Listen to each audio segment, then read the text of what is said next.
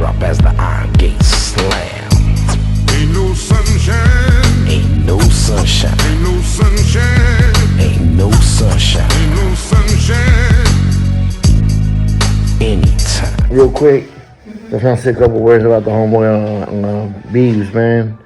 I've seen him around, I've seen him at shows and events, and I really had to sit down and meet him when I was going with CYA Entertainment to talk to the Boys Republic. And man, he's a solid dude, man. To come from where he's come from and to give back the way he gives back, like, man, just really like, he's a solid dude, man. And I really enjoyed working with him, and it was really cool because I didn't know what to expect when I went there, and no one was trying to compare war stories with these kids. We were actually just trying to share with them, and it was, you know what I mean? Got a lot of respect for Young Beavz, man. They come from where he came from, and they give back the way he gives back. Much respect. Real quick shout out to the homie Young Beavz. Y'all don't know who Young Beavz is? Check him out. He's an upcoming comedian. He just did a sold-out show in the City of Commerce at the Stevens Steakhouse, man. I salute you, my boy. Check out his book, Misled Kids. He's doing it. All gas, no praise, my boy. Dale, ya sabes, homie. We're right here for you, G. Let's get it. What's up? It's Loco Pez. I want to give a shout out to the homie Young Beavz. This fool's funny as heck, man, but I want to give him props for him coming out with his book, Misled Kids. This fool had a rough life, man, and for him to be able to turn his life around like he did, I give him much respect. Much love. Young Beavz, good homeboy right there, man. He's been through a lot. He got a lot of stuff accomplished. He's still working hard at it. You know, I commend him and Janet. They both two hustlers. They're doing the damn thing. Much love and salute to both of you guys. Deuces. Man, it's a fucking rough story, homie. If you guys haven't got this book, this is a fucking good read. And I read a lot, so I don't say that about a lot of books, but this is a fucking enlightening and educating story right here, man. I just fucking finished chapter 22. I was cheering for you, man. I was fucking cheering for you. I was like, it's go time, you know what I'm saying?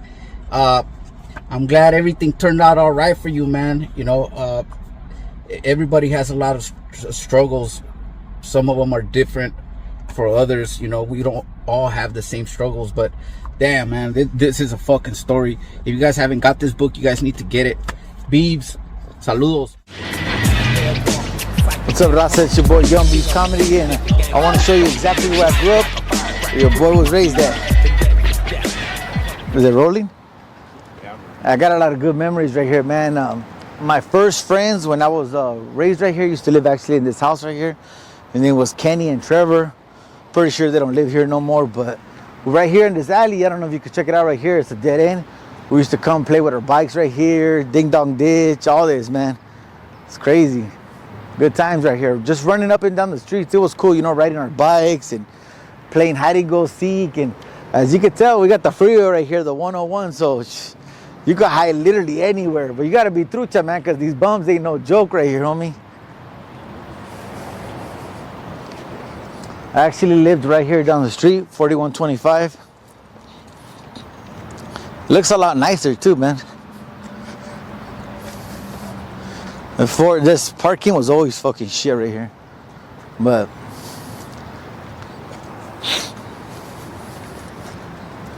it was cool, man. This is where we grew up. I actually went to elementary right here and everything.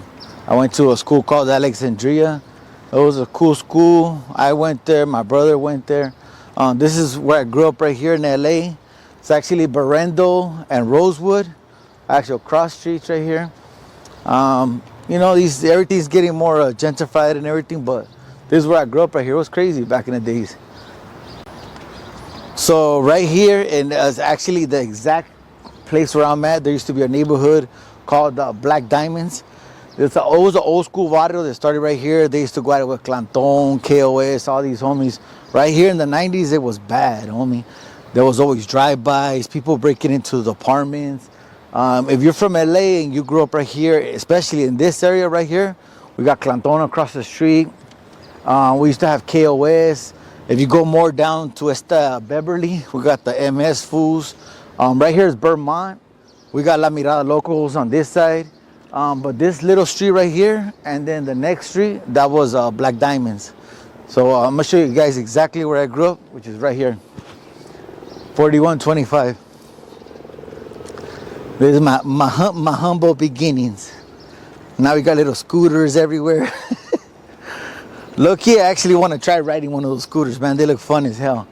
Want to give you those little scooters. I heard you just tap it or something like that, no? Yeah, I want to try that shit, dude, but that cabrón, I might fucking eat shit, you know?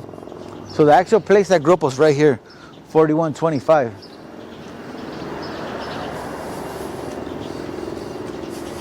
This is it right here. Right here. These are the exact apartments I used to live in right here, 4125. It was crazy, dude. We used to live in 107, which is all the way down. And then we used to live right here on the second floor, 201. I remember the same way they look right now. We used to play in these things, the emergency exits. We used to bring them down, and the manager always used to talk shit. The manager used to actually live here. I'm pretty sure she still lives here because, you know, living for free, you ain't gonna give that up. So if you come to the corner right here,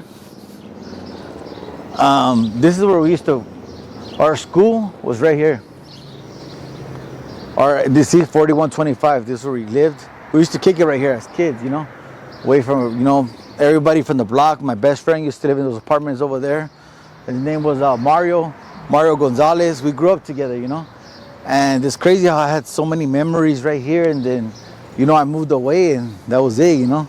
It's crazy how you go, you know, my mom actually moved us away from here because there was a lot of gang violence right here. You know, if you grew up in this area, it was really, really bad. Cars were getting broken into, people were getting killed. And it's funny because this is actually a CHP station. So imagine so much crime happening and the police station's like right here. You know, it's crazy, but it goes to show you how bad it was right here. My elementary school was right here down the street. It was called Alexandria. I actually did my first communion, believe it or not, right here at a church.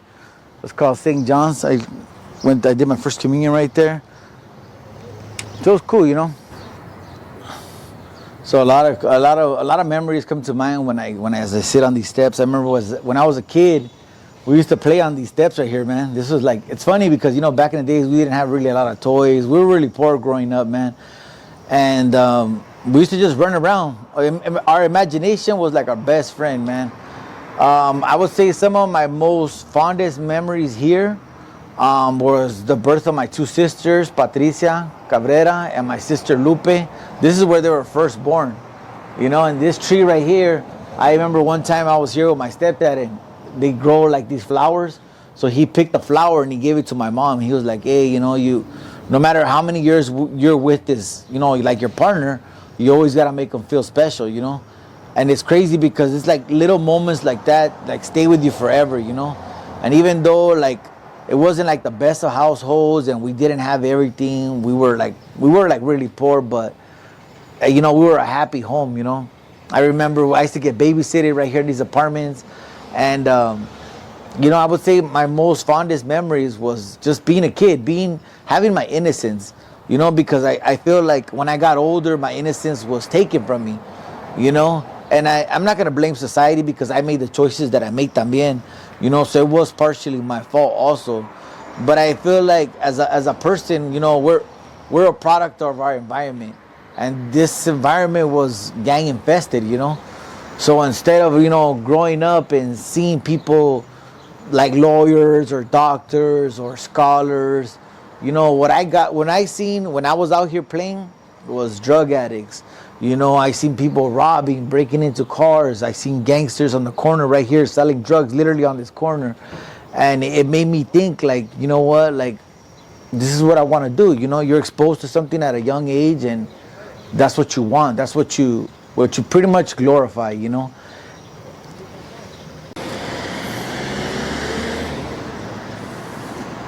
¿Qué le contamos? Buenos días. Buenos días.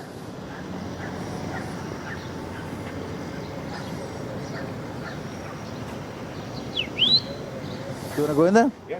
Okay. That's his heavy. That's how you saw it.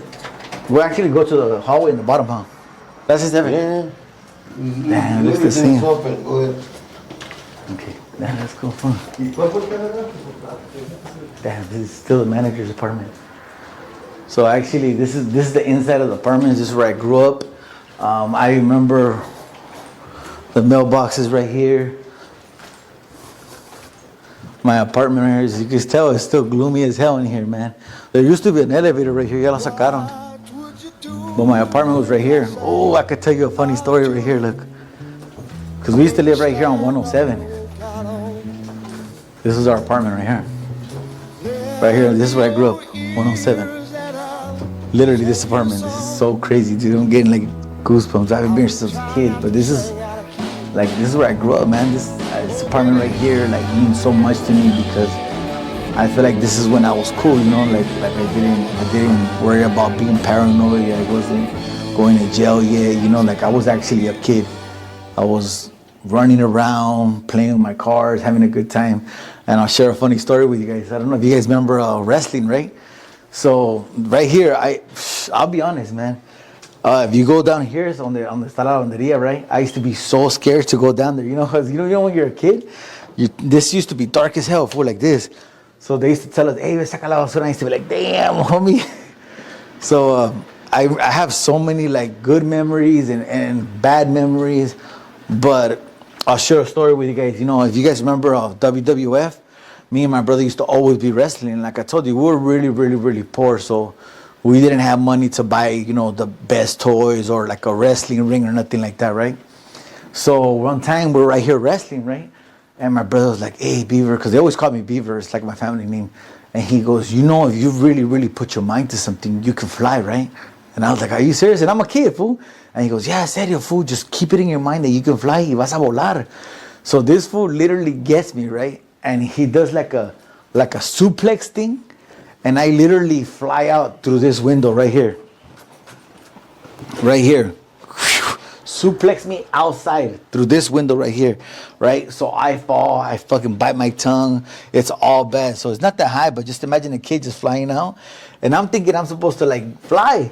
Yeah, pinche bobo, lot of eat shit. And it was so fucked up because, you know, growing up, like I said, we used to get spanked, right? So I was bleeding and all this, right? But I was more scared of my mom finding out of what happened. You know, I was like, dude, she's gonna beat my ass for this. But even though it was like a bad thing that happened, it was like a good memory that I have with my brother, you know. At that apartment right there, 107, that's where my sister Patty was born, my sister Lupe was born. And, you know, I feel like that's when we really became a family, you know. Let me ask her, okay.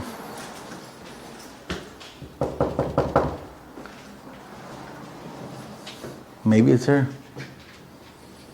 I think her name was Sonia. We gotta answer it. No, they're probably not home. I think he was the manager. Oh, was he? Oh, maybe. Fool. That's like I told you, everything's open. Oh, okay. Fuck it. Yeah, I think you're right. He was the manager. Yeah. Oh, that's why he said leave it open. Temple Street tayo lahat. Temple Street. For the hood, for my click, all the gang. So much music, no soul, wala itong atrasan. Temple Street gang, mga kisa kamatayan. Dirty Public for July. Gang, love for the hood, for my click, all the gang. So much music, no soul, wala itong atrasan. Temple Street gang, mga kisa kamatayan. So, like I said, we grew up in LA, right here on Vermont and Beverly. Right now, we're actually right here in Temple Street. I got my family, they're from Temple Street. I have 2 cousins. I got a lot of close relatives. My madrina actually used to live right here down the street on Berendo. And this is where I used to like come on the weekends and spend time with my family, you know. I've always had a lot of love for the homies from Temple Street. They always supported me in all my events, all my stuff, you know. And it's like it's crazy when you're growing up and you get that kind of support. It doesn't seem like nothing at the time. So this is pretty much where my heart was at. Both of my cousins were from Temple Street. I had a lot of close homies. You know, this is actually a mural they just painted of 100 years of them being here. Hola, ¿cómo está? Buenos días. You know, so as you can tell, this is an all raza place, all community of like, you know, homies, you know. This is where I first got exposed to the whole homie environment, you know, being Because like I said, over there was Black Diamonds, there was Clantons, so all throughout my childhood, I had like gangs around me. You know, even to this day, I'm still surrounded by homies, you know. But my madrina used to live here. She's the one that baptized me, my padrino. We grew, so we'd come here on the weekends, you know, and it was like, you know, when you get away from your family, it's like a family getaway. So we literally go from like over there, Vermont, right here to Temple. And we'd kick it, we'd celebrate our birthdays together. But I just grew up, this is how I grew up. Even though it's kind of fucked up and it's a real hostile environment, there's a lot of havoc going on. You know, as a kid, it seems normal, you know? So shout out to the homies from Temple right here. It's a cool mural, the homie did it. It's cool to see, you know, our cultura like this and our people being shown in a positive way, you know? Northside bowling, as a young OG, RIP to my dead homies that said fuck all you phonies, said you was down, now you snitching. So from the city of LA, my mom seen that, as you could tell, it was like I was surrounded by gangs. It was gang infested, it was all around me, my family, my cousins. So my mom decided to move to the city of Baldwin Park right here, Main and Gates. This is actually where we moved to get away from gangs. And this is actually where I started getting involved in gangs. You know, I feel like when you water a seed and it's already like, let's say, rotting, you can't prevent something from getting rotten. You know, once it's bad, it just keeps going. It gets worse and worse and worse. That's what happened with me, you know. But, you know, growing up poor and, you know, you don't realize how poor you are till you go to school, right? So when I started going to school, I started, you know, resenting the people who actually came from a good home, who had good clothes, you know. So I started to act out, you know, and I started to pretty much hang out with kids that were like me, you know, people that didn't fit in, people that had trouble at home. And I found myself right here on the streets of Baldwin Park, you know. I'm not the kind of guy that's gonna sit here and blame, you know, the way I was brought up, because, you know, I came from a dysfunctional home. And it's crazy because, you know, I feel like when you're part of a circle, or let's say a cycle of violence, whether it's physical abuse, verbal abuse, whatever is in your house, right? Whatever you're dealing with, I feel like the answer is, you know, so easy. It's right in front of us. All these kids want is just attention. And I was one of those kids, you know.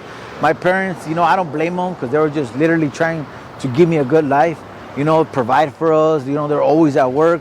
But in reality, I needed somebody to be, you know, there and tell me, hey, you know what, this is what you need to do, or hey, don't do this. And I feel like when you're growing up, and if your parents are too strict or too lenient, you're gonna mess up. In my case, my parents were really strict. And that just made me act out more, because I knew I was gonna get spanked if I got suspended. So I would do something really, really bad to make it worth it, you know. That's the kind of house I was in. And I feel like nowadays, you know, it's just, we need to pay more attention to the kids. And I think that's really what I needed. So I'm a strong believer of, you know, when something's meant to happen, it's gonna happen. So as you can tell, there's a big difference in the environment from where I was raised in the city of LA to Baldwin Park. It's a nicer place. You know, everything looks nice. But the thing is, once you have that seed planted in your head that it's bad, or you're lacking something at home, you're gonna find that love, that sense of belonging anywhere. And this is where I found it, in the streets of Baldwin Park, you know. It was really where I got involved into gangs, drugs, and, you know, I started looking for an escape. So let me show you guys where I grew up right here. This is my street right here, it's Gates. I remember growing up here as a kid, you know, it doesn't look like much right now, but this was my home. And it's funny because I remember when I was a kid, I used to love walking. Now I'm older and I hate walking. I don't even want to walk to my house right now. But you know, when you're young, it's like something about being in the streets, you know. I feel like you're drawn to this kind of stuff, you know. And all of these houses are still here from back in the days when I was young. I got a lot of good memories and I got a lot of bad memories, you know. Right here, this is one of the most painful memories that I had. I had a real close homie of mine that he actually passed away right here, literally by my house. And it changed my life, you know, because I was only 10, 11 years old. And I'm coming from a broken home. I'm having trouble, you know, like in school. I'm having trouble at home. And, you know, I found a friend, one of my best friends, you know, he ended up passing away, you know. And that's what really made me like resent everything, resent the streets, resent my family. I started acting out more. And that's one of the reasons why when you go to YA, they shoot at you. They shoot at your dead homies. So when people were saying that in YA, it really affected me because the person they were disrespecting was my best friend, Up until this day, I've never had a best friend again, So that's a little insight, That's why, when I was in YA, it meant so much and it hurt me so much, because as a kid, I feel like you're barely learning how to do stuff, And to deal with death at such a young age, literally when I was 9-10 years old, my cousin, he's the one that was from Temple, he got murdered. And so it was nothing but tragedy to tragedy, So I turned to the streets and it was like, it became a routine, I grew up right here on the street where the palm trees at, that was my house. And I literally used to walk to school right here. There was a school called Holland. And that's really where I started acting out. I started doing drugs. I started getting suspended.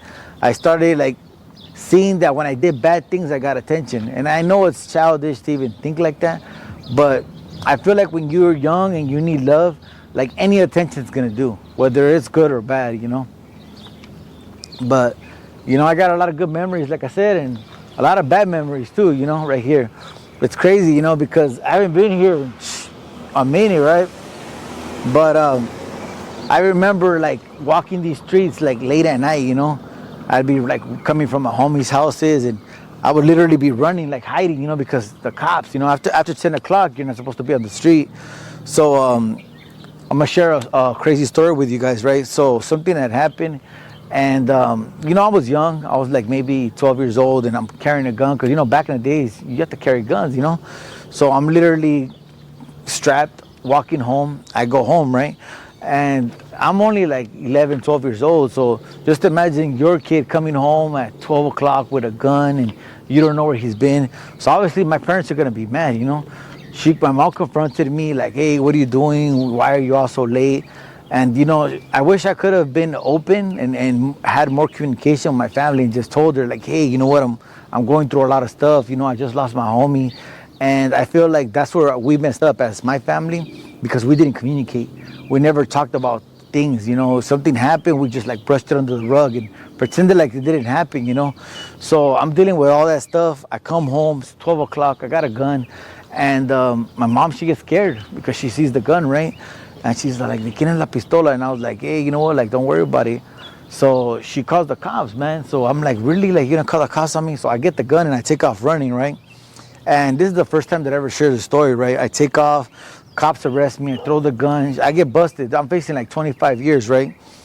So I feel bad, but that time I got arrested, right? I get arrested and I'm facing a lot of time, man. And my mom goes to visit me. She goes to visit me in jail and I tell her, hell no, I don't love you, don't even come visit me. Because the way I looked at it was if you loved me, you wouldn't put me in jail, especially facing that kind of time.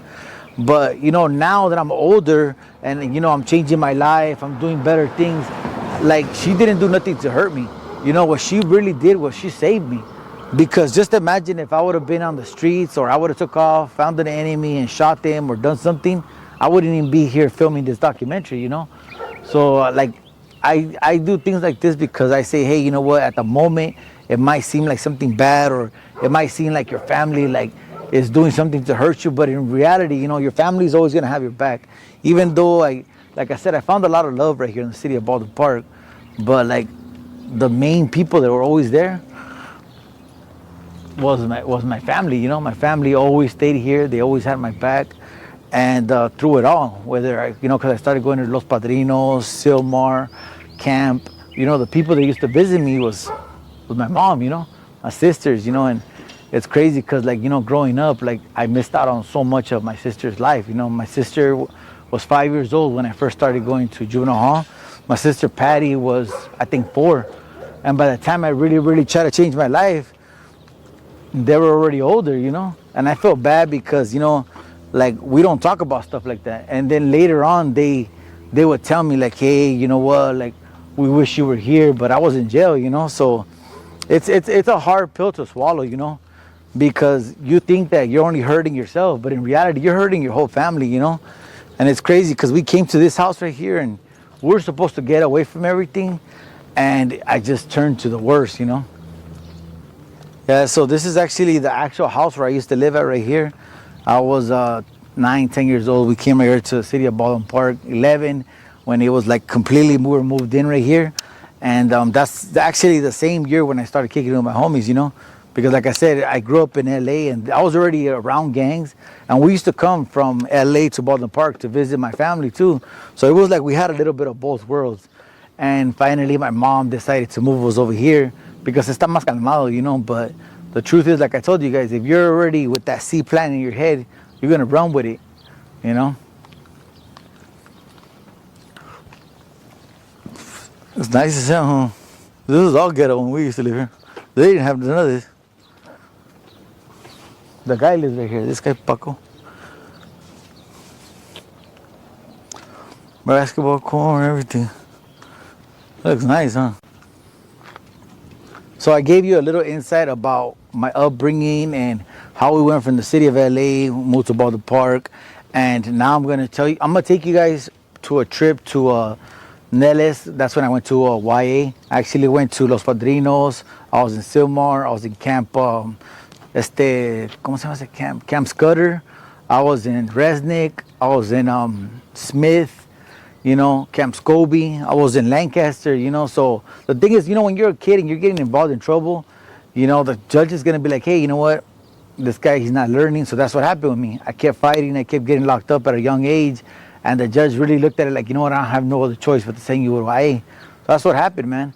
I got out. I just got out. I think it was like I was out for maybe not even like a month. And I ended up getting busted for carjacking. And I go to YA, you know. And I was a kid. I got convicted as an adult. That was actually my first strike, man. So right now I'm gonna take you guys to Nellis. Yeah. Just wanted to shout out my boy Young Beavz. Much love, G. See what you're doing, man. Proud of all your success. And I hope you have much more. Much love. Just wanted to share with you, I got a badass book in the mail called Misled Kids. And it's about Young Beavz' time in juvenile hall camp and YA. He finally got it published and it's hot off the press. Want to point one thing out. When I was in Paso, one of the things the homies would look at is how somebody would walk. If they looked like, you know, their head down, looked like they got the hell beat out of them, you know, they had no confidence. But if you had your head high, like this young man right here, you had a lot of confidence. All the torture that he went through, and if you heard any of his stories, he went through shit every day. And he still held his head high. That's admirable right there. Much love, Young Beavz. You go get that book.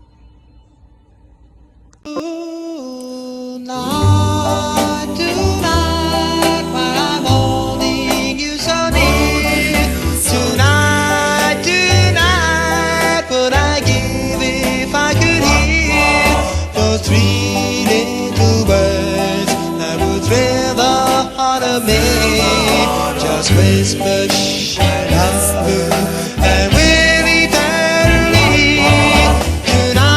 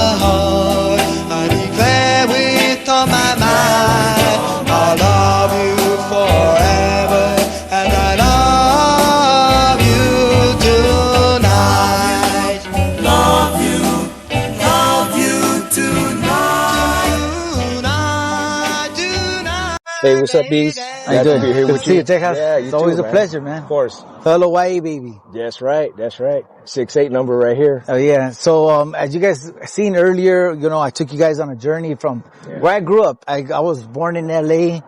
I actually had family from Temple, so I took you guys right there to the spots where I really got exposed, like you said, to the whole culture, right? And then, you know, I kept making bad choices. Like we were over there in Baldwin Park. I got involved in gangs, drugs. You know, like you said, you lack attention and you find it somewhere bad, you know? Yeah. And I found it in the streets. Right. And ultimately, all those bad choices that I made, you know, wound me up right here. Good old Fresi Nellis. What's left of it, man.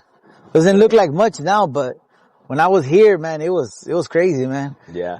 Now it's just all condos and shopping center and it looks totally different. And this is just what's left. But, you know, I didn't do my time in Nellis like you and Dopes. But I know you guys, when you guys look at these structures that's left, the remnants that's left of Nellis, you can imagine the city that was here. Yeah. Because it was exactly like a city. Like you said, it was like a city. It was like a little fortress. As soon as you came in, you felt like, I'm gonna be here for a while. Yeah. Right? Like you said, even Paso was like a little house. Like you had your beds, you had your kitchen, everything was there. It was home sweet home. Yeah, home sweet home. And people did you did 4 years. I was there till I was 19. Yeah. You know, so it's like, you're there for good, right? Right. And that's honestly, like, I honestly felt like this was gonna be just like camp.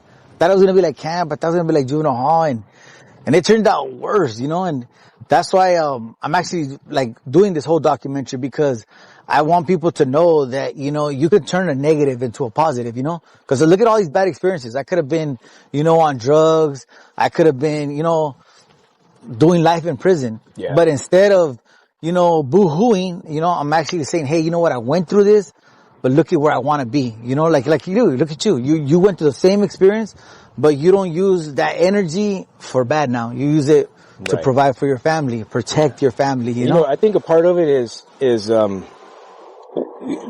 a lot of times people don't see themselves, you know, doing something else different. That's true. A lot of times they're scared of change. Yeah. People don't like change. They like the status quo. Yeah, you know? that's true.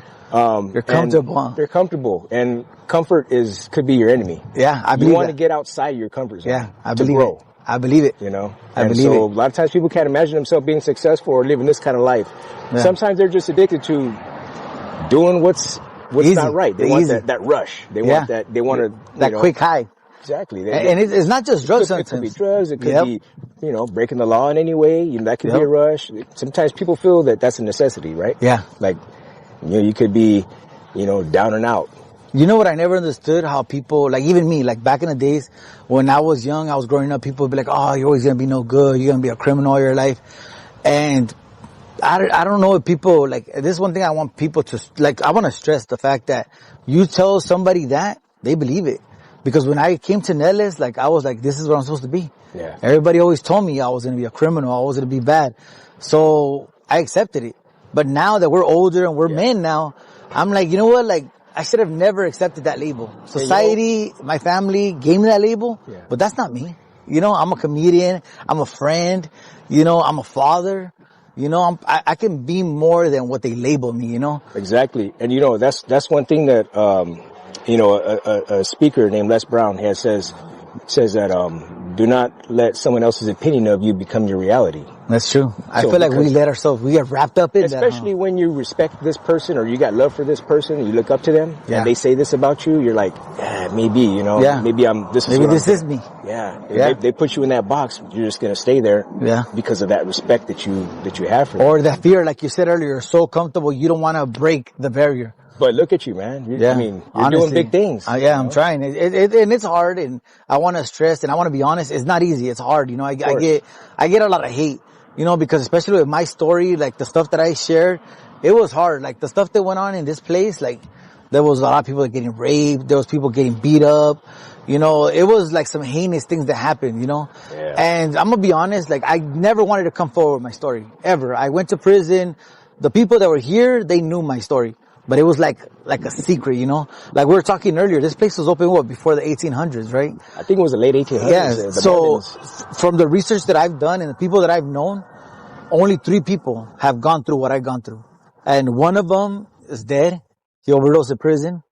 Another one, he's in a mental home, and me.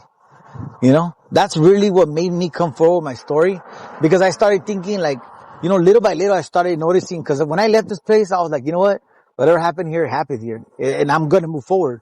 But the reality is I never moved forward. Like you said, I made this label, or like you said with Les Brown, it labeled me, and it said, you know, this is who I am. I'm a criminal. I'm a bad person. I'm going to get involved in more bad stuff.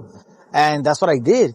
Yeah. And honestly, like, I struggle to this day with stuff from this place, because, you know, I have a trouble. Like, you even know, like, people will reach out to me and I just don't want to deal with people because I'm so used to like people betraying me here, you know? Yeah. And what's fucked up is I'm a homie just like we're all homies. And I never in my life thought that it was going to be my own people, fool. I always thought it was going to be, you know, white people or black people that are going to harm me or an enemy.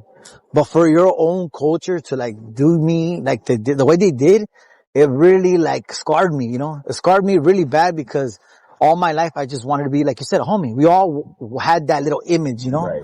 And to get here, and they just fucking... That's a bad pain right there. See what I'm saying? Yeah. And like, you know, we're men, so we don't want to talk about that stuff, you know? So for years I would just bottle it up. And I started noticing that it was eating me up, fool. Yeah. And even to this day, like I struggle. The main thing I struggle is with that. I'm an alcoholic because of that. I have problems even with my wife because I'm so used to like fight or flight. I don't know how to resolve a conversation.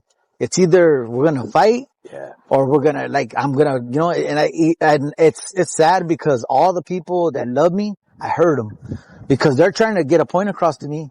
And I'm still thinking, why? I'm still thinking like, oh, I'm not going to go out or this person's trying to test me. Like, have you ever felt like that? Like, oh, this was trying to test me. Like, you know, like what you said about the whole parking thing. That person was trying to test you, right? Like, what the hell?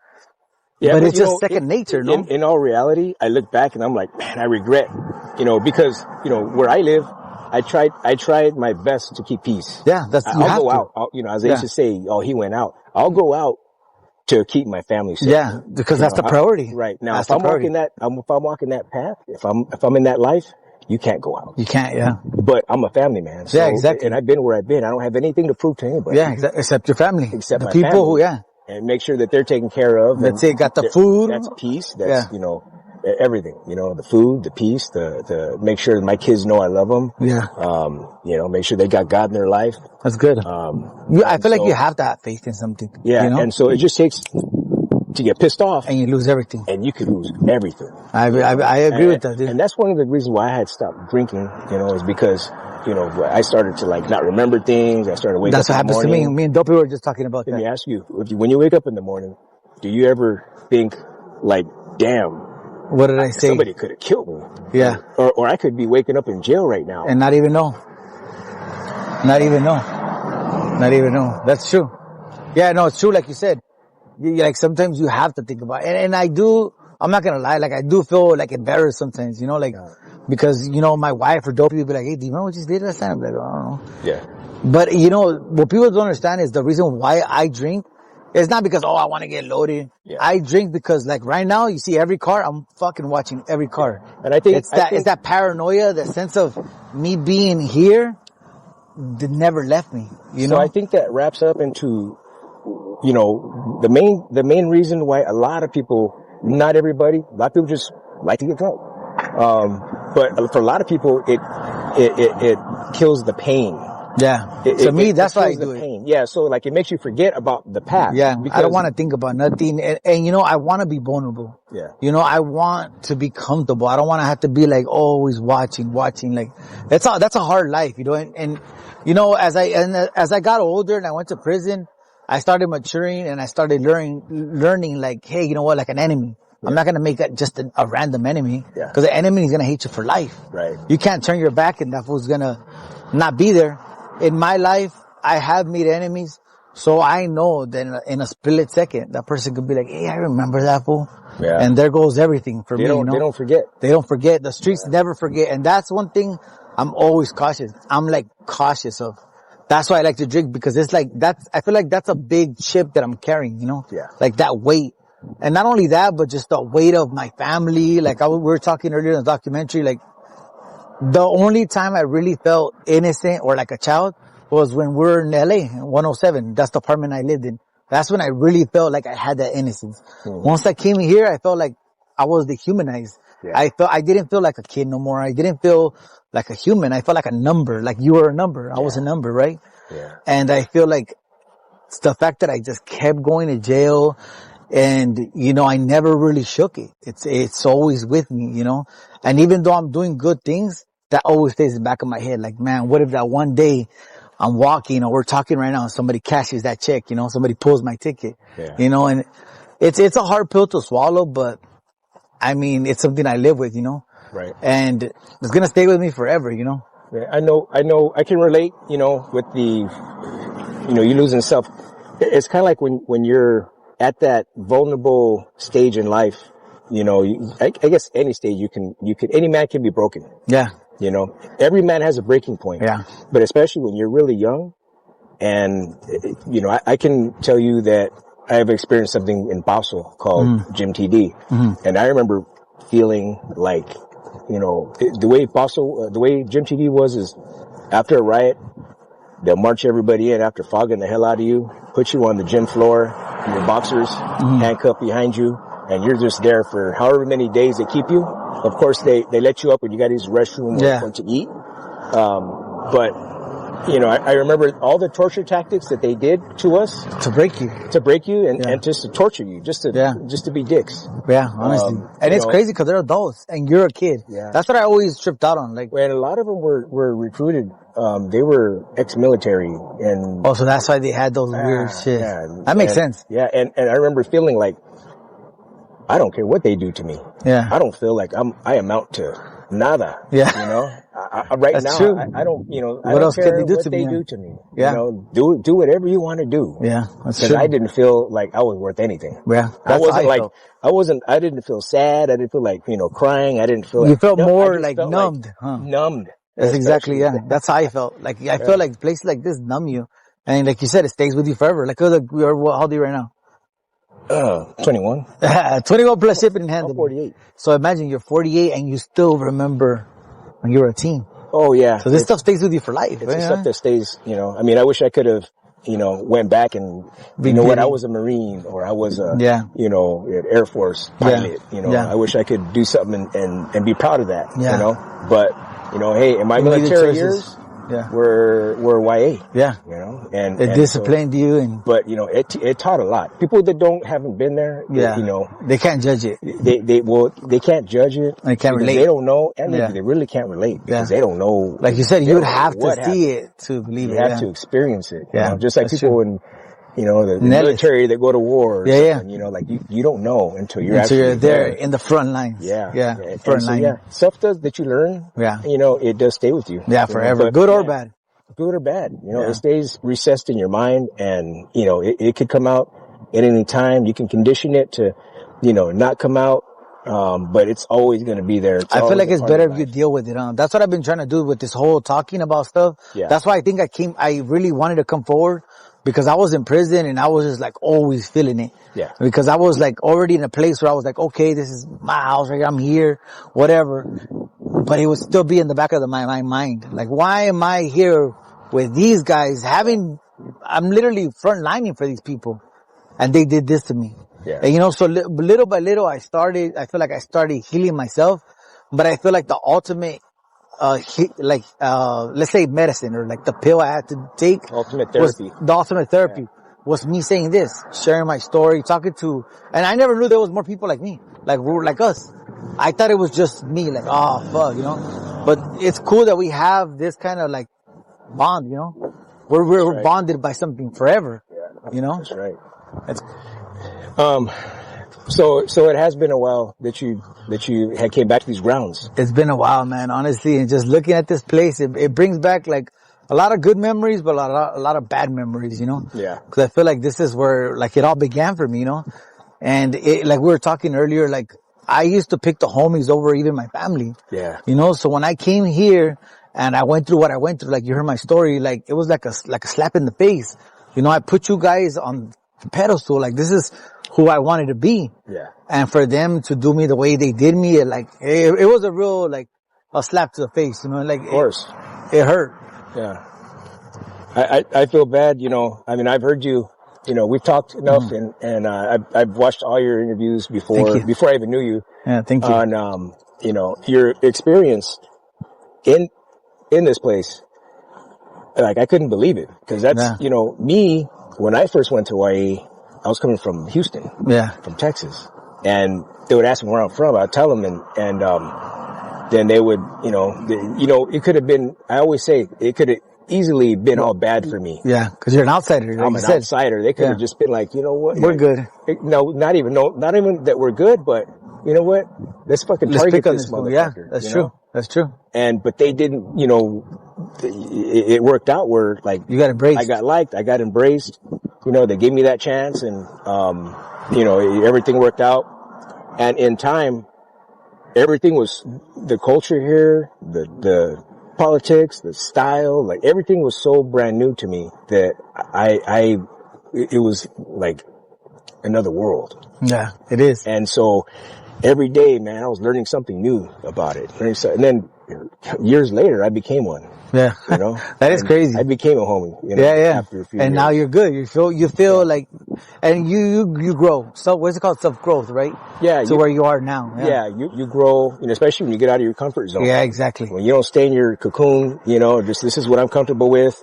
You know, when you get out, you're growing. That's how you grow. Exactly. And so, you know, I mean, and you have to see yourself growing too. You have to see yourself, like, look at you, man. You're going to be packing arenas. Yeah. My book, I just wrote my book. Your book. Yeah. You know, like, that was a huge achievement for me. I never in my life thought I was going to do something like that. And I know that you have a very decorated life. Mm-hmm. But what actually inspired you to take the step to write the book? So actually, what the whole process that happened was, I had wrote a book before, right? Yeah. But it was like, it flopped. You know, I had some issues with it, with one of my exes, right? So I had given up hope on it. I was like, you know what? It's just not, like we said earlier, it's not for me, or it's not the right time, you know? But I started going to prison, and I continued to be an avid reader. I love to read. And, you know what? I got out of jail, and I was like, you know what? Like, I need to do something. Like how we were talking about earlier, I needed to, like, spread my message, you know? And I had been on, like you said, all these podcasts and shared my story, but I never really went in depth. So when I hooked up with my wife right now, my lady, she's the one that really told me, hey, you know what? Like, if this is bothering you so much, maybe there's something more to it. Maybe you should try it. And I'm not gonna lie, it wasn't an easy step to do. I did it. It took me like about a year to write 175 pages. That's how long it took me. But like how we said earlier, when I talk about this place, or when I write about this place, I'm here again. Like, I feel it. Shout out to Janet for that. Yeah. Shout out to Janet, honestly. I would have never done it if it wasn't for her, honestly. Yeah. And to be honest, I didn't think it was going to get I didn't think it was going to impact the way it did. Even Dopey heard it at my comedy special. Yeah. Everybody was like, man, like, they couldn't believe I went through what I went through. Because, you know, I went through so much right here. You know, just for the first 2 years of my life here, it was like hell. You know, every day fighting. I couldn't sleep comfortably. You know, I was getting attacked by the homies and the blacks. You know, so I was getting it on both ends, you know. I wish you would have went to Paso. I wish I would have went to Paso too, honestly. That's one thing good. Yeah. I mean, if they accepted a fucking scumbag like me. No, I honestly feel like it was just this place, and it was because there was so many of my enemies right here. Yeah. And then what really messed me up was, because the whole shooting game, I don't know if you remember that shooting game, you disrespect somebody's dead family, right? That's what we used to do. So they, that goes back. Yeah. So there was a kite. They sent me a kite when I'm first here. And I didn't know that when you say the word reject, you're shooting at everybody. Yeah. So that's what I did. I was so mad because I had only been here 2 days, and I was already going through so much stuff. They had jacked me. I got fucking jumped by 3 black guys. I got disowned by the Mexicans. And then I see this big old letter of all these people that want to fight me. And I'm like, you know what? Like you said, it's like, you're just like, I'm done, dude. So I write this big old reject on it, and I send it back to the guys. And they used to be in Washington, right? So when I send them this kite, I didn't know that I shot at all those neighborhoods. I shot at Colonia Chiques. I shot at Florencia. I shot at 18th Street. I shot at the Maravillas. I shot at so many gangs. I didn't even know. What a nightmare. Yeah, literally. So for the first almost 3 years of my life here, it was just fighting. Every day, 2 times, 3 times. You know, at the chow hall, I would fight at the chow hall. I literally would eat real fast because I knew somebody would want to fight me. Or even when we would come to school, when I would walk to school, the cops would be like, hey, where's Zapata at? Because they knew somebody was going to attack me. And it happened. Every single day, I would go to school, people would run into my classes, or they would like say when you're walking like this, cause you walk in a crowd. I would be walking and these fools would run towards me. And I was like, oh, it was a nightmare, dude. But I mean, I feel like honestly, it built my character. Cause just the fact of me being alone, it takes you out of, like you said, the comfort zone. And most of us, like homies, we always have a homie. Nobody's ever been alone. For me, being alone right there showed me, hey, I can stand alone. I don't need to be part of a crowd. I can be myself. I'm comfortable crazy, in my own skin. That made you stronger. Yeah, it honestly did. Yeah. And it's ironic, like we said, that you would think something like this would break me, but it, like we said, it numbed me and it made me like, hey, you know what? Yeah. If I could take this, I could take a bigger obstacle. And it helped me.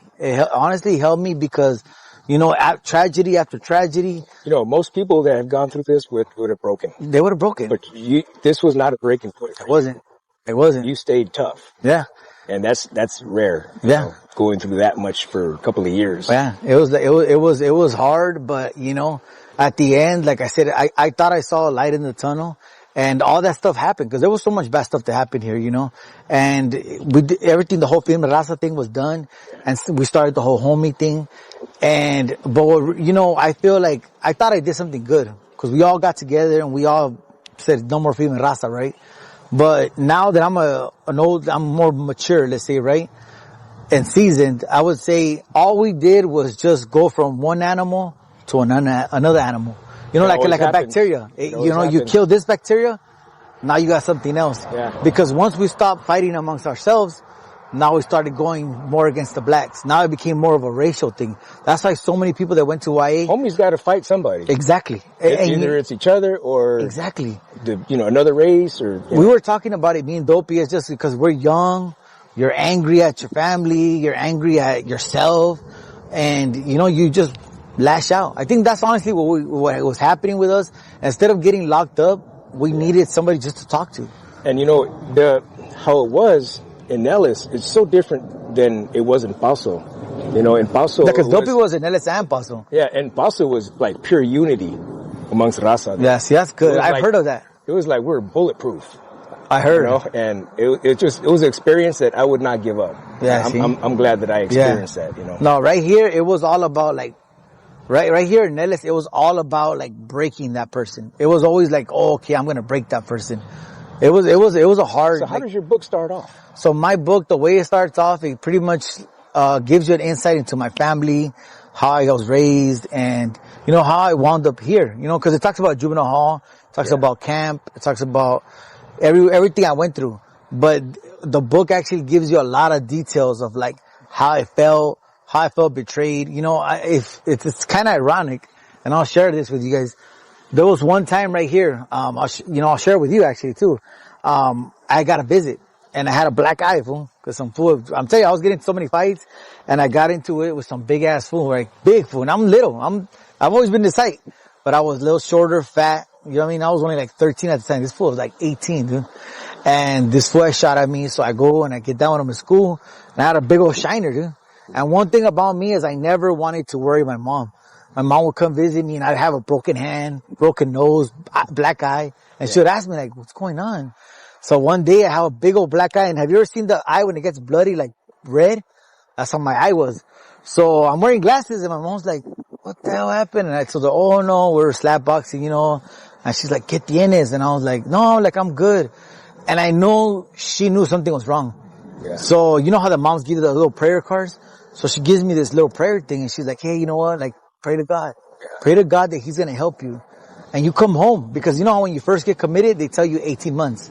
Do good for 18 months and you come home. Yeah. I got another 18 months. See what I'm saying? Yeah. That's what I'm saying. Time bomb. Exactly. So I believed her, cause my mom, and this is I've always been strong in faith because my mom has strong faith. Yeah. So I come to this very chapel actually, I get down on my knees and I pray. I say, hey, you know what, God, like I'm tired of fighting. Like help me. I want to go home my mom. I want to go home my sisters. You know, like, I like literally put myself at his mercy. And what's crazy is that day, I go to bed, you know, I lay down and I feel good. You know, when you pray, you feel good, like that sense of like, oh yeah, I'm peace. good. Yeah. The Holy Spirit. So the next day I'm like, you know what? This worked. We're walking to chow, no fights. I walk back to the cottage, no fights. And I'm like, you know what? I'm good. But as soon as I go into a school area, it's all bad, man. I get into one fight literally, in the line. As soon as I go through the metal detectors, boom, boom, I get down with this guy from Colonia Chiques. We get into it, right? Because I had shot at them. But there was like a blind. It means that a spot where the cops can't see you. Yeah, the yeah, exactly. So I get out of that one and I'm going to my class. And then there's two other guys that want to get down with me. Some fool from Southside Kings and a guy from Surtown. They're from up north. But I guess they had shot at me too. So I go into another blind that was called the Bin. And there was a place right here in Nellis that was called the Bin because it was like a hallway. And I go in there and I told them straight out, like, hey, you know what? I'm not a bitch. I said, just give me the one-on-one. Don't jump me, you know? So they did, you know, I got down one on them, another one. And I'm like, okay, God's on my side, you know? 3 fights, didn't get caught. It's crazy. True story, right? I get to my class and as soon as I sit down, there's the other guy from Colonia Chiques is in my class. And he goes, hey, homie, let's catch a blind in the bathroom. And I'm like, shit, 4 fights, one day. Break. I can't catch a break, homie. I go to the bathroom and you could hear and the teacher's like, the hell is that? And you know how homies would make noise like, to play it off. But I come out, I come out all bruised up. This is my 4th fight, fool. But I didn't get caught. So I'm feeling, hey, you know what? It's bad, but it could be worse. Yeah. It gets worse, fool. I go to Jackson, and then that's when this guy, one of my worst enemies from Monrovia, he goes up to me and he goes, hey, homie, like, I need to talk to you. And I was like, fuck, dude, like, it's gonna be bad, though. So I'm on C status, which is like, you know, the bunks is like when you're bad, right? So they call it the ghetto in Paso. Yeah, exactly. Yeah.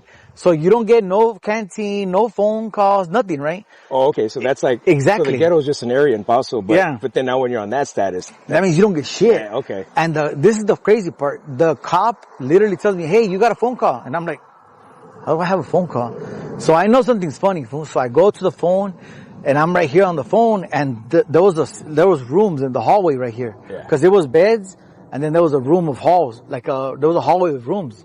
So the first door is open and I'm like, what the hell? So I go in there, more fucking fights, bro. I go in there, I get down with some fool from Puente.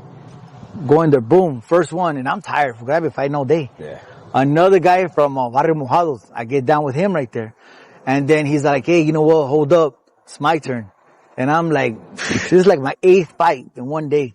So I go to the bathroom and I get that little thing my mom gave me, I ripped it. And I was like, you know what? F God. I threw it in the trash. And honestly, I think that was the most biggest mistake I did in my life, though. Because that night, I think he was testing my faith. You know, and I broke. I lost faith in him. I feel like if I wouldn't have lost my faith, maybe it would have turned out better. But since I broke, you know, because you know how they say God tests you. Yeah. That was my test. And you know, sometimes God doesn't answer right away. He answers on His time. That's probably what it was. I've had many, you know, unanswered prayers. But I'm thinking like, they weren't answered, but like down the road. Yeah, it did get answered. It did. Yeah. And, sometimes it's just not in His will. Yeah. But to give an example, there was this, pastor named John Ramirez, from New York, and he was a devil worshiper. Oh shit. And he used to, you know, be able to get out of his body and his soul. You know, he used to be able to, you know, get out of his, and he was like a high ranking, practicing worshiper. And something had happened to where he decided to turn to God. And what happened is that when he did that, he felt the peace, but then he was tortured.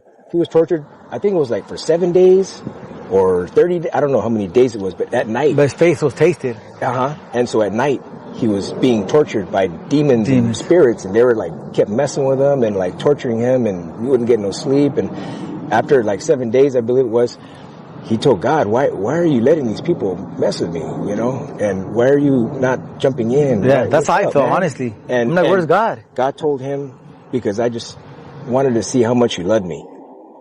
I was testing you to see how much you loved me and how much you trusted me.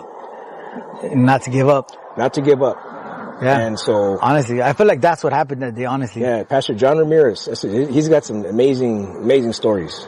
But yeah, I mean, that's just an example. Like, yeah, I feel like that, honestly, I feel like that's what it was, honestly, because even though I had that one fallout, let's say with my faith, I know that there was something that got me out of this, because I couldn't have survived this by myself. Yeah. You know, there's no physical man.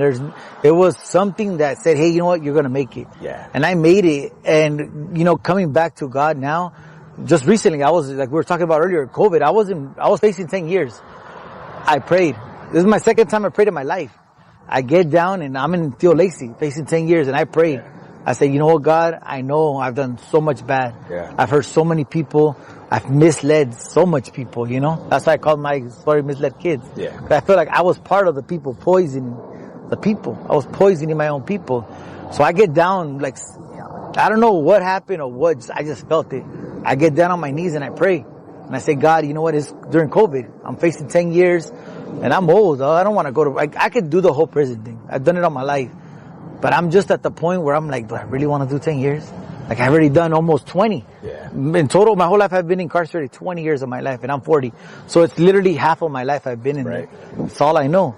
So I get down that night and I pray. I say, you know what, God, I know we haven't had the best relationship. Because I talked to God straight up. I haven't been the best person. I've hurt a lot of people. But you know what? I'm sorry. I said, I'm from my heart. I'm sorry. You give me one more chance. I promise you, I'm done. I won't sell drugs no more.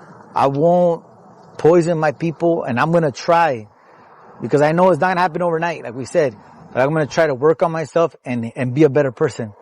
That night, in the morning, I don't know if you heard of the book, The Alchemist. Somebody slides that book into my life. You know, because you, in prison and jail, you get reading material. So when I read that book, I was like, dude, this is a sign from God. You know, like, because the story is about a kid who's, like we said, scared to pretty much break out of their shell. Yeah. The whole point of the story is this kid was a shepherd. His dad was a shepherd. That's all he's ever known. So to me, this is all I ever been, a criminal. That's all I know. It's all I've been around. So I'm reading this book and I'm saying, hey, you know what? This kid's 14 years old. And he's like, you know what? I'm going to go find my destiny. So I'm thinking in my head, I'm almost 40. I'm going to do my destiny. So that's why when I got out, I said, you know what? I'm done.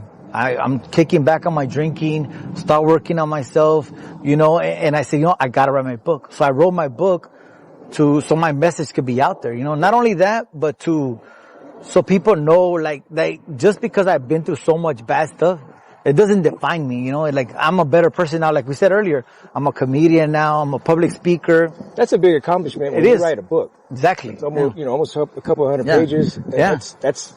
That's a lot of time, a lot of effort, a lot of... and I poured my heart and soul into it, dude. Yeah. I was transparent, and, you know, like, I feel like that's what we have to be, because, you know, no writer's block writing your books. Nothing. And you know what's funny is because we're homies, right? So we never want to say when we got knocked out. We never want to say, oh, that, like you said, oh, that fool got the best of me with his big old hands. That shows that you're real, man, I feel. Because if you're willing to say, hey, you know, to keep my hands up. Exactly. See what I'm saying? Yeah. Everybody's always talking about, oh, I knocked him out, and nah. I feel what makes you a better and stronger person. The bad with the good. Exactly. You gotta be upfront about it. Exactly. Yeah. And that's what my story's about. My story's about emphasizing how you can come from something so bad, like how we did, and turn it around. You know, because I don't know if you guys know, I went to a Riverside college, and I actually, that's my first time ever being a public speaker. I sat there in front of like 150 people like this. When was this?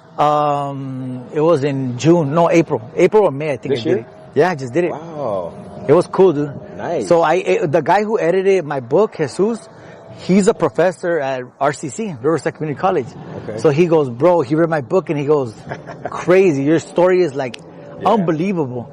So there was a bunch of kids there, and well, not kids, not even kids, just students. To us, they're kids. Yeah, to me, they're kids. Yeah. You know, but there were students, and I was speaking like this, and they couldn't believe it. They were like, "Wow, like that happened to you?" And I told them, "Hey, you know what? Like, I'm living proof that you can come from the gutter, you can come from this, and look at me now. Yeah, I'm not mad. You know, I have my flaws, but I always say, hey, I'm gonna do better. Like you said, you know, I used to fight for this, now I fight for my family. You know." Right. You know, and I feel like that's what it's about, growing. You know, that's why I wanted to do this documentary, you know, with people like us. I ain't want to be next to somebody who don't know what we're talking about. I want to be next to you because you know what I felt. Yeah. You've been there. Dopey's been there, you know. And we're all living different lives, but on a better tip. That's right. You know? Yeah. Yeah.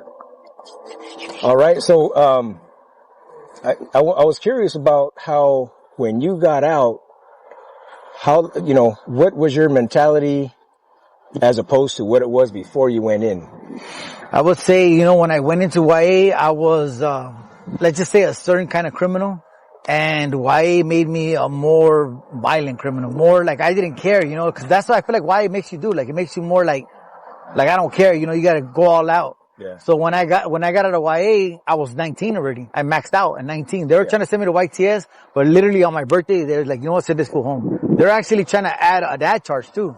But the judge was like, you know what, we're going to get him. And they were right. Yeah. You know, they looked at it like either we could get him now or we could get him when he recommits. That's literally what the judge told me. Cause I went to court and they're like, release him. Yeah. So they got the paperwork here. I got out on my birthday from YA, 19 years old. I get out, I'm out for 2 weeks. I'm only out for 2 weeks and, I'm back in the bullshit. Yeah. It was weird because when I went, I was a little kid, you know, young.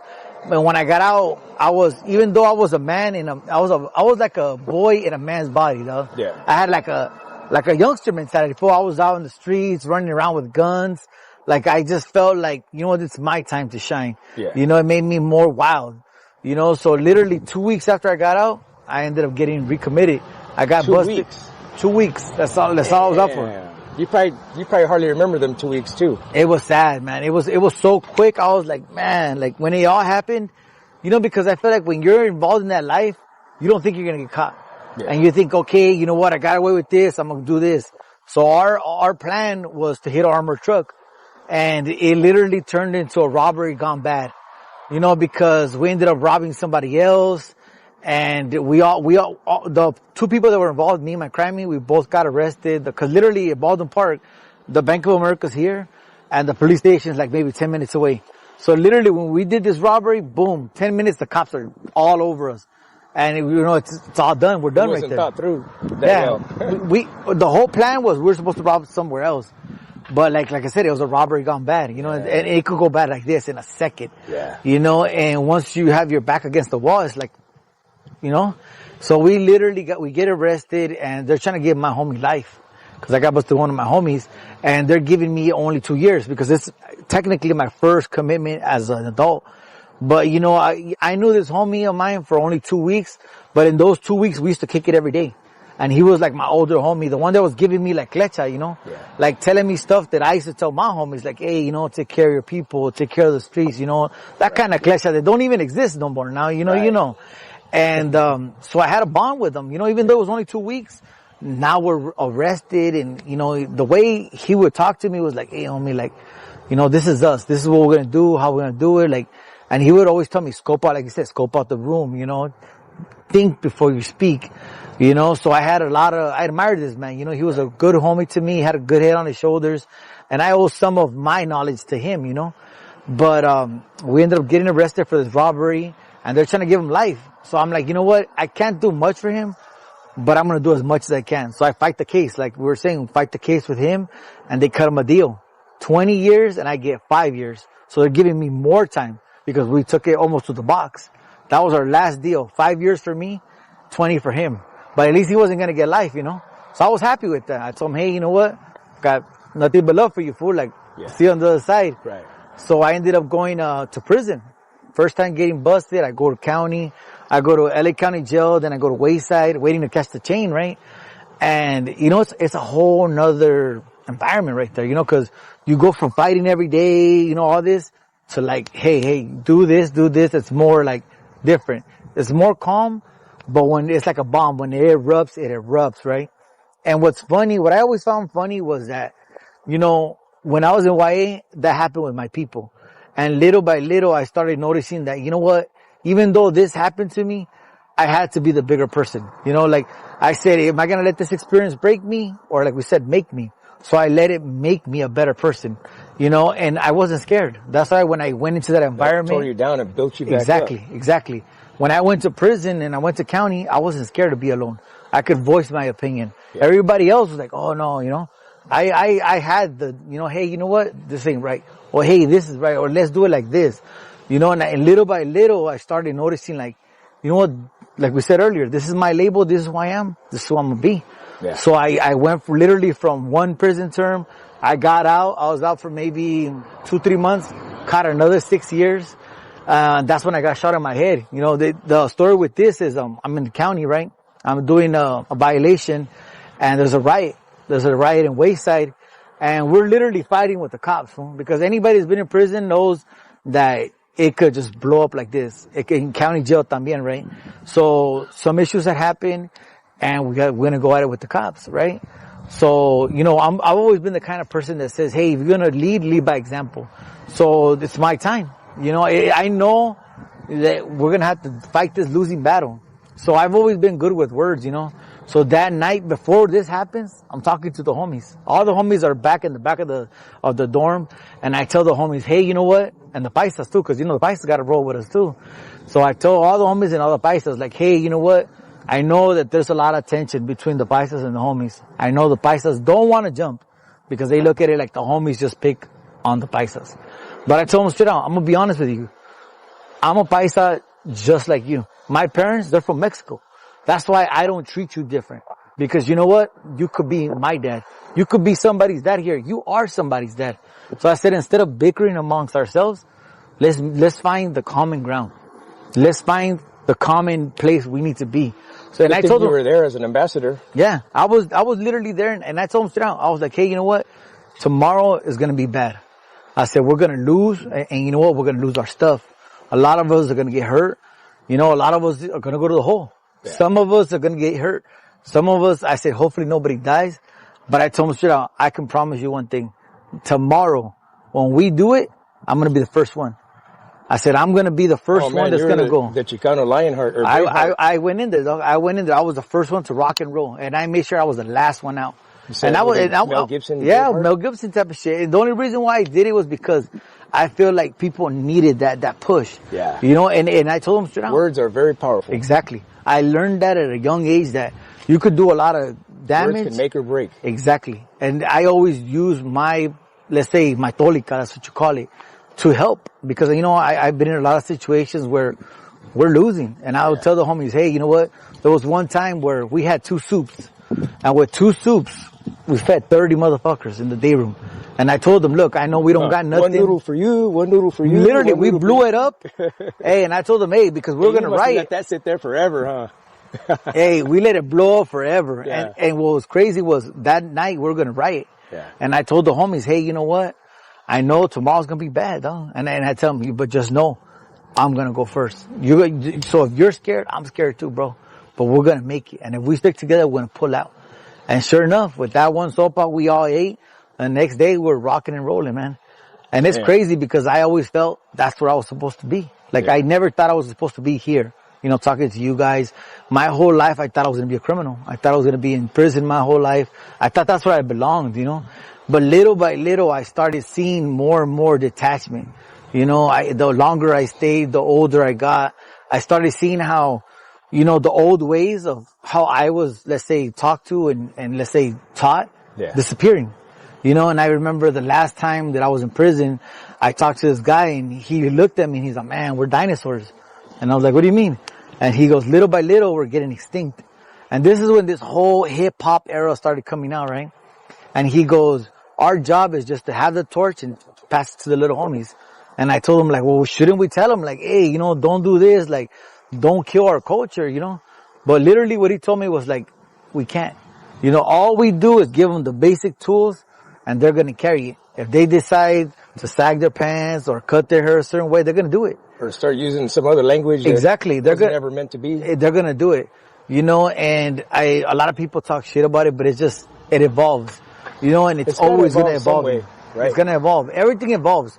What's happening now, we literally predicted it years ago. Yeah. You know, like everything, you know, good and bad. So, I see some, you know, little homies still trying to keep the culture alive. Yeah, I see it, you know. Yeah. But then there's a lot of them that, you know, they're starting to say this. Yeah, they're gonna extinguish our culture. And I feel like it's the culture has started from the early 1900s. Exactly.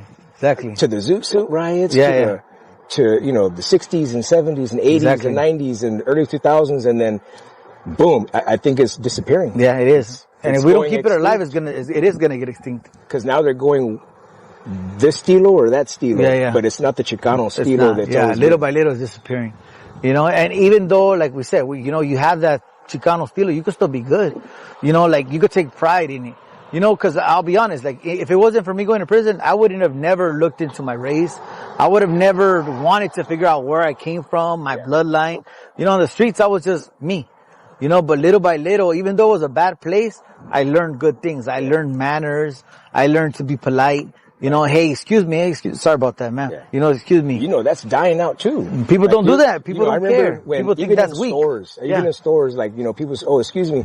People don't say it. They just go right in front of you. I can't stand that because I feel like, come on, bro, just be common courtesy. Right. It's sad. It's sad that less and less of it. Less and less. The other day I held the door for some lady and she was mad. She said, don't hold the door for me because my husband gets jealous. And I was like,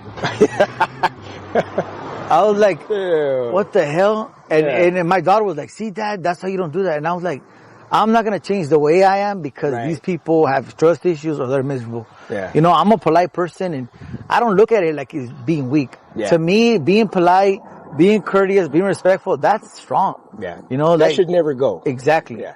Like we were saying earlier, like the whole thing with a woman, like, hey, you know what? I'll give you a place. I'm not trying to disrespect you. Nothing's cool. You be respectful, because at the end of the day, it's like you should know your boundaries, Yeah. And I feel like now there's no boundaries.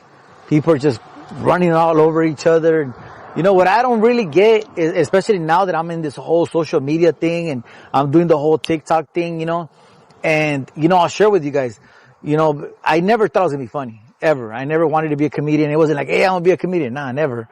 If you know me from prison, I was a real quiet person. Real quiet. I talked here and there, fool. I wasn't like how we're joking around right now. Nah. I was always super watching everybody. Always like that. I was always an observer, But, I look at it like that's my persona when I'm in jail. Every day I'm in there. I got to do what I got to do. Bam. But the minute I'm on the streets, that's not me. Even though people be like, hey, Beaver, I remember you. Hey, much love, cool. But hey, you know what? I'm out here. I'm trying to do me out here, Yeah. Because I feel like I gave all my life to the game, Yeah. And I feel like now it's my time to live, That's why, I always wanted to try something different, right? And I would tell people, yeah, I want to be a comedian. I want to try it, But Mexicans, we're procrastinators. We talk about it, but we don't do it. Yeah. So finally, I'm working at this company. And one of my coworkers, I would joke around with her a lot, right? And she'll be like, you're funny as fuck. So we're drinking at a bar and she signs me up for an open mic. And I hear these guys calling my name and I'm like, why the hell are they calling my name? Like, do I lose my wallet or did I have a tab open? Like, I don't know why they're calling me, fool. And so I go up there and they're like, here. Yeah. And I'm like, what the hell am I going to talk about? And one of the guys there, he just told me, just talk about your life. Talk about what you do at work and talk about you. So I literally got the mic and I started talking about like what I do at work. That I used to take long shits as soon as I go into work and how I joke around with the guys and people were laughing, dude. And I was like, I know I was funny. Hey, lo and behold, you're funny. Lo and behold. Yeah. And, I literally fell in love with it. I fell in love with, just the crowd. When you go out there, it's like a drug. It's so powerful, bro. Yeah. When they're like, hey. I could literally watch videos and be like, dude, like I'm so proud of myself because, I was here. I was labeled no good, labeled like I'm done. Like I was Before worth nothing. It was tomatoes thrown at you. Exactly. And now it's They're all like cheering me, right? lighters, yeah. Right? It's so crazy. It's like a feeling like of worth. Like actually I'm worth something, Right. It makes me feel like I accomplished something. So when I got into the whole comedy scene, it wasn't easy. It was hard. I'm gonna be honest with you. Because for one, the way I look, I dress like a homie, right? So a lot of people say, hey. It's pretty casual to me. Yeah. So a lot of people, comedians themselves will be like, hey bro, don't dress like that because the crowd's gonna judge you. Like we said, the box. And I told him, hey bro, I've been in a box all my life. I don't mind. Yeah. But you know what?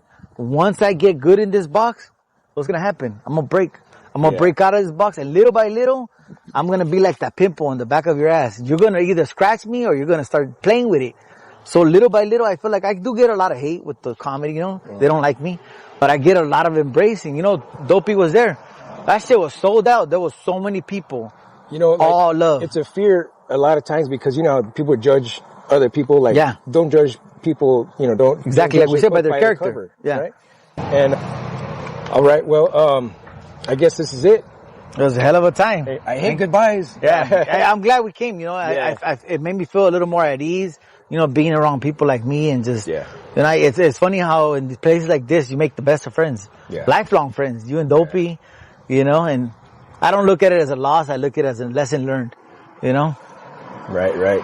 I just want to say that I'm really proud of you. Thank you. I appreciate it, honestly, because I know you mean it. Yeah. Anybody could, like, you know, showboat, but well, when that text comes in from you, I know it's sincere. It's genuine. You know, because I get so many, like, hey, likes, thumbs, but when it comes from a real friend, I feel like it feels good. Right. Well, whether I see you 2 months, 3 months, it's just good to be in a company of good people, you know. Of course, man. And that book, I'm gonna buy that book. I got you. We're gonna make it happen. It's a good story. I know you're gonna like it. It's at a good price. You know, good price. Can't beat it. What is Can't beat it. It's called Misled Kids. I'm selling it for $20. Yeah. Everybody's got $20. If I gotta ship it, $28 anywhere in the U.S. And you have it. How can they get a hold of it? I'm self-published, so I literally published it myself, and I'm literally shipping and everything, because I was working on some deals with Amazon and Barnes and Nobles, but the way they want to do it is I'll lose more money and they'll keep more, you know. Yeah. Which I don't mind. But it's like, you know, I don't feel like it's right because I put in all that time into it, you know. Is Kindle, is that Amazon? Yeah, Amazon. Okay. But eventually I am going to do it. So that if they want to get one, they just go to your Instagram? Yeah, they would have to send me a DM on Instagram, Facebook, or TikTok. And your Instagram is what? Young Beavz Comedy. Young Beavz Comedy. Just shoot me a DM and just tell me you want a book, and I'm literally mailing them myself. Okay. Yeah. So it's cool, you know, I feel like it's good. You know, I'm starting up. Eventually, I feel like I am. You made a killing at your last show selling books too. I sold a lot of books at the show. Everywhere I go, I sell them. I sold a bunch at the People Swami. are giving you good reviews and everything. Honestly, I've been getting good reviews. And, you know, thank you to the people for buying my book. Thank you to CYA Entertainment. Thank you for, you know, you being here. Yeah. And I want to say a special thank you to my wife, Janet. I know I'm not perfect, you know. I look at it like I'm a piece of clay, and life is a sculptor, you know, and I'm going to go with the way it wants to cut me, you know, because I feel like every little piece is cutting. It's just me getting closer to the masterpiece I'm supposed to be, you know. So I just want to say I love you and thank you for being with me. Thank you for being understanding.